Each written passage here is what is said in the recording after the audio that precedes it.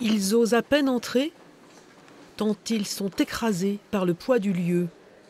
80 ans après leur ancêtre, voilà toute la famille Labrux, Bernard, Guy, Fabienne et puis Morgane et Jennifer à la prison de Montluc. Une part de leur histoire familiale. Camille Labrux, un petit serrurier aux grands idéaux, avait dans une poche de son veston un portefeuille avec ses photos qui leur sont restituées aujourd'hui. Des objets modestes qui disent beaucoup d'un homme et restituent sa mémoire. C'est pas tellement les photos par elles-mêmes, c'est d'où elles viennent, le vécu de ces photos.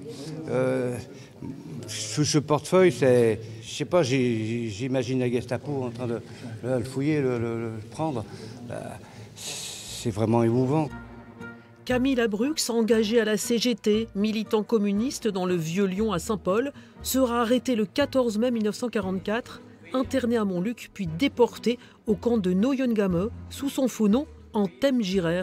Ce sont les archives Haraldsen, le plus grand centre au monde sur les victimes du nazisme, qui conservaient ces objets et l'ont identifié. Très souvent, nous n'avons qu'un numéro, le numéro de prisonnier. Et à partir de ce numéro, il y a un véritable travail, je dirais, de détective qui commence, où on recherche tout d'abord toute l'histoire de cette personne qui a été déportée. Où est-elle allée, d'où venait-elle? Et ensuite, à partir de la source, de l'origine, l'endroit d'où elle a été déportée, où est sa famille aujourd'hui? Les archives Haraldsen possèdent encore 2000 objets non restitués. Cette restitution est aussi une grande première pour le mémorial de Montluc. Ça participe de la connaissance de l'histoire des internés, d'incarner aussi ces itinéraires individuels et de montrer à quel point toutes les institutions et associations, en travaillant main dans la main, ont réussi, on continue d'écrire l'histoire et on réussit toujours à aller plus loin dans la connaissance notamment du parcours des internés.